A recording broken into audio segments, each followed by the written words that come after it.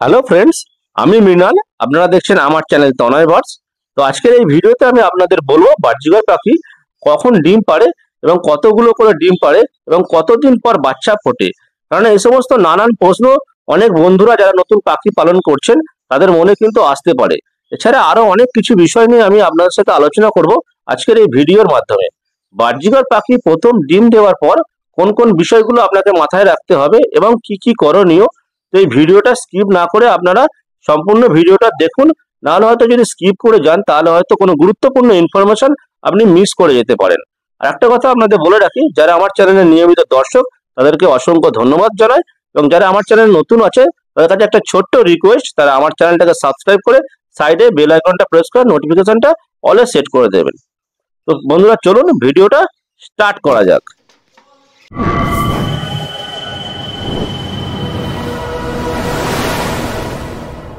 প্রথমে যে বিষয়টা নিয়ে আপনাদের কথা বলবো, বার্জিকর পাখি কখন ডিম দেয়। আপনার বার্জিকর পাখি তখনই ডিম দেবে যখন তাদের সাকসেসফুল মিটিং হবে, এবং সাকসেসফুল মিটিং না হলে কিন্তু বার্জিকর পাখি কিন্তু ডিম পারবে না। আপনারা অনেক সময় দেখে থাকবেন বার্জিকর পাখি মিটিং করছে কিন্তু ডিম পারছে না। তো তার কারণ অনেক কিছু হতে পারে। যেমন ধরুন, আপনারা হয়তো যে কেজের মধ্যে বার্জিকর পাখিটাকে রেখেছেন সেই কেজে আপনারা যে লাঠিটা রেখেছেন সেই লাঠিটা হয়তো ঠিকভাবে লাগানো নেই, বা লাঠিটা হয়তো অনেকটা সরু হয়ে গেছে, সেই কারণে কিন্তু ওদের মিটিং করতে অসুবিধা হচ্ছে। এছাড়া হতে পারে আপনারা যেখানে কেজটা রেখেছেন সেই কেজের সামনে হয়তো অনেক মানুষের কিন্তু আনাগোনা হচ্ছে বা যাতায়াত হচ্ছে, যার জন্য কিন্তু ওরা ঠিকভাবে মিটিং করতে পারছে না। এবং অনেক সময় দেখা যাবে আপনারা পাখির কেজের কাছে হয়তো টিকটিকি কিংবা বেড়াল বারবার ঘোরাফেরা করছে, যার জন্য কিন্তু ওরা সাকসেসফুল মিটিং করতে পারছে না।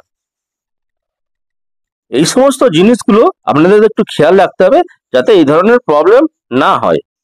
অনেকের মনে এই প্রশ্ন আসতে পারে যে বার্জিকর পাখি মিটিং করার কতদিন পর পাখি ডিম দেয়। অ্যাকচুয়ালি সাকসেসফুল যদি পাখি মিটিং করে তাহলে নর্মালি কিন্তু 7 থেকে 10 দিনের মধ্যে কিন্তু বার্জিকর পাখি ডিম দিয়ে থাকে। বার্জিকর পাখি কতগুলো করে ডিম দেয়? নর্মালি কিন্তু বার্জিকর পাখি 1 থেকে 7টা 8টা ডিম দিয়ে থাকে, এবং কিছু কিছু ক্ষেত্রে দেখা যায় কোনো কোনো বার্জিকর পাখি 10টা 11টা অবধি ডিম দিয়ে থাকে। এবং বার্জিকর পাখি কতগুলো করে ডিম দেবে সেটা কিন্তু কিছুটা আপনার উপর ডিপেন্ড করে, কেননা আপনি পাখির কেমন পরিচর্যা করবেন তার উপর কিন্তু ডিপেন্ড করবে। তার কারণ হচ্ছে পাখির কিন্তু যখন ডিম পাড়ার সময় হয় তার শরীরে কিন্তু অনেক ক্যালসিয়াম ভিটামিন যদি কম থাকে তাহলে কিন্তু পাখি দুর্বল হয়ে যায়, এবং এর ফলে কিন্তু দুর্বল হয়ে যাওয়ার ফলে কিন্তু পাখি নিজের ডিম নিজে ভেঙে ফেলে, ডিমে ভালোভাবে তা দেয় না এবং নিজের ডিম নিজে খেয়ে ফেলে। এবং অনেক সময় দেখা যায় মেয়ে পাখিটা ডিম পাড়তে গিয়ে এগ বাইন্ডিং হয়ে যায়, এর ফলে পাখিটা কিন্তু মারা পর্যন্ত যায়। তো বন্ধুরা, অনেকের মনে প্রশ্ন থাকতে পারে যে বার্জিকর পাখি একটা ডিম দেওয়ার পর কতদিন পর ডিম পাড়ে। সাধারণত বার্জিকর পাখি যখন একটা ডিম পাড়বে তারপরে কিন্তু একদিন গ্যাপ দিয়ে দিয়ে কিন্তু বার্জিকর পাখি ডিম দিয়ে থাকে। ধরুন যদি 1 তারিখে ডিম পাড়ে, আবার 2 তারিখ গ্যাপ দিয়ে 3 তারিখে ডিম পাড়বে, এই ধরনের এইভাবেই কিন্তু বার্জিকর পাখি ডিম দিয়ে থাকে। এবং কিছু কিছু সময় দেখা যায় কোনো কোনো বার্জিকর পাখি হয়তো একদিনের জায়গায় 2 দিন গ্যাপ দিয়ে থাকে। তো এতে কোনো চিন্তার কোনো কারণ নেই, এটা নর্মাল ব্যাপার, এতে কোনো প্রবলেম হবে না। বার্জিকর পাখির ডিম থেকে বাচ্চা ফুটতে কতদিন সময় লাগে? সাধারণত বার্জিকর পাখি যদি ডিমে ভালোভাবে তা দেয় তাহলে নর্মালি কিন্তু 18 থেকে 19 দিনের মধ্যে কিন্তু বাচ্চা ফুটে যায়। এবং কিছু কিছু ক্ষেত্রে দেখা যায় যদি ভালোভাবে ডিমে তা দিচ্ছে না, বা হয়তো প্রথম থেকে হয়তো তা ভালোভাবে দেয়নি, তাহলে হয়তো একটু দেরি হতে পারে। আর একটা জিনিস হতে পারে, বারবার যদি আপনি ডিম চেক করতে যাচ্ছেন বা হাঁড়ির মধ্যে উঁকি মারতে যাচ্ছেন বারবার, তো তারা কিন্তু ডিস্টার্ব ফিল করে এবং ডিমে ভালোভাবে তা দেয় না। তো সেক্ষেত্রে আপনারা সর্বোচ্চ 23 থেকে 24 দিন অবধি আপনারা দেখতে পারেন। বার্জিকর পাখি ডিম দেওয়ার পর কিছু কিছু জিনিস আপনাকে খেয়াল রাখতে হবে। কারণ ডিম দেওয়ার পর অনেক শক্তি কিন্তু পাখির অপচয় হয়, যেমন ক্যালসিয়ামের ঘাটতি দেখা যায়। এটা যেন কিন্তু কোনোভাবে স্থায়ী না হয়ে যায়, তার জন্য কিন্তু আপনাকে ভালো মানের খাবার দাবার দিতে হবে। এবং বার্জিকর পাখির জন্য প্রয়োজনীয় কি খাবার দাবার দেবেন? তো খাবার দাবারের মধ্যে প্রথমে আপনারা বার্জিকর পাখির কেজের মধ্যে আপনারা গ্রিড ইউজ করবেন। গ্রিডটা কি অনেকে হয়তো জানে, অনেকে হয়তো জানেন না।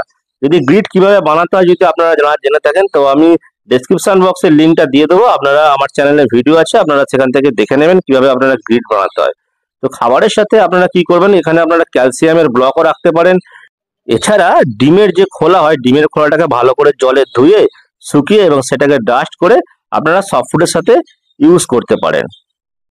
এছাড়া আপনারা বিভিন্ন ধরনের শাক পাতা ইউজ করতে পারেন, যেমন ধরুন সজনে পাতা, নিম পাতা এবং আরো বিভিন্ন ধরনের শাক আছে, যেমন কলমি শাক থেকে আরম্ভ করে আপনারা ধনে পাতা, পালং শাক, এই ধরনের বিভিন্ন শাক সবজি কিন্তু আপনারা পাখিকে প্রোভাইড করবেন। এবং ডিম পাড়ার আগে অবশ্যই কিন্তু আপনারা ব্রিডিং কোর্সটা করিয়ে রেখে দেবেন, কেননা ব্রিডিং কোর্স কিন্তু পাখির জন্য কিন্তু খুবই একটা গুরুত্বপূর্ণ জিনিস। তো যদি আপনারা ব্রিডিং কোর্স কিভাবে করাতে হয় যদি না জানেন, তাহলে অবশ্যই আমার চ্যানেলে গিয়ে দেখবেন, ওখানে আপনারা ভিডিও পেয়ে যাবেন কিভাবে ব্রিডিং কোর্স করাতে হয়, ওখান থেকে আপনারা দেখে নিতে পারেন। আর একটা বন্ধুরা আপনাদের বলে রাখি, আপনারা কেজের মধ্যে ক্যাটাল ফিশ বোন এবং মিনারেল ব্লক এগুলোও কিন্তু আপনারা রাখতে পারেন। আর একটা জিনিস আপনাদের বলি বন্ধুরা, পাখির কিন্তু যত ভালো আপনি যত্ন করবেন, যত ভালো কিন্তু পরিচর্যা করবেন এবং যত ভালো কিন্তু আপনি খাবার দাবার দেবেন, তত কিন্তু ভালো আপনার পাখির রেজাল্ট হবে। এছাড়া বার্ডসের খাবারের মধ্যে আপনারা অবশ্যই সফট ফুডটা ইউজ করবেন এবং কিছু কিছু সময় আপনারা এগ ফুডগুলো ইউজ করবেন। আর সফট ফুড হচ্ছে একটা খুবই এসেন্সিয়াল জিনিস, যেটা বার্ডসের শরীরের জন্য কিন্তু খুবই ভালো এবং বার্ডসের ব্রিডিং এর ক্ষেত্রে কিন্তু খুব ভালো। তো আপনারা অবশ্যই সফট ফুডটা ইউজ করবেন। এবং যখন আপনারা সফট ফুড ইউজ করবেন, চেষ্টা করবেন সফট ফুডের মধ্যে আপনারা যে ক্যাটাল ফিশ বোনের যে বোন আছে সেটাকে ভালো করে ডাস্ট করে সফট ফুডের মধ্যে ইউজ করতে পারেন। কিংবা আপনারা যদি সজনে পাতা যদি ডাস্ট আপনারা রাখতে পারেন, কিংবা মেথি পাতা যদি ডাস্ট রাখতে পারেন, সেগুলোকেও ডাস্ট করে অল্প অল্প করে সফট ফুডে ইউজ করবেন। এতে কিন্তু ক্যালসিয়ামের ঘাটতি পাখির পূরণ হয়ে যাবে। অনেক সময় দেখা যায় যারা নতুন পাখি পালন করছেন, তারা পাখির যে কেজটা আছে দিনের বেলা কি করে কেজটাকে বাড়ির বাইরের দিকে রেখে দেয়, আবার সন্ধ্যের সময় সেই কেজটাকে নিয়ে এসে রুমের মধ্যে নিয়ে এসে রেখে দেয়। তো এইরকম কিন্তু কোনো সময় আপনারা করবেন না। পাখি যখন ব্রিডিং এ বসাবেন, আপনারা সবসময় আপনারা চেষ্টা করবেন কেজটা যেখানে আছে একই জায়গায় ফিক্সড রাখতে, কেজ বেশি নাড়াচাড়া করবেন না এবং বেশি এদিক ওদিক নিয়ে যাবেন না। এর ফলে কি হবে, পাখি ভালোভাবে ডিমে তা দেবে না এবং ওরা সেফটি ভালোভাবে পাবে না, তাহলে কিন্তু আপনার ডিম বাচ্চা ভালো হবে না। তো আরেকটা জিনিস আপনাদের খেয়াল রাখতে হবে, পাখি যে কেজের মধ্যে আছে সেই কেজটা কিন্তু ভালোভাবে পরিষ্কার রাখবেন। কেননা যখন আপনারা সফট ফুড পাখিকে প্রোভাইড করবেন, তো সফট ফুড কিন্তু দেখবেন লাস্টের দিকে কিন্তু একটু আধটু সফট ফুড হয়তো বেঁচে যেতে পারে, বা যদি পড়ে থাকে সেই পড়ে থাকা সফট ফুড থেকে কিন্তু অনেক সময় পিঁপড়ে বা পোকামাকড় হতে পারে। এবং যদি আপনার হাঁড়িতে যদি বাচ্চা থাকে, তাহলে এই পিঁপড়ে বা পোকামাকড় যেগুলো ওই হাঁড়িতে গিয়ে বা বাচ্চার কাছে গিয়ে কিন্তু বাচ্চাকে মেরে ফেলার সম্ভাবনা থাকে। তো অবশ্যই সবসময় চেষ্টা করবেন আপনারা কেজটাকে একটু পরিষ্কার পরিচ্ছন্ন রাখতে।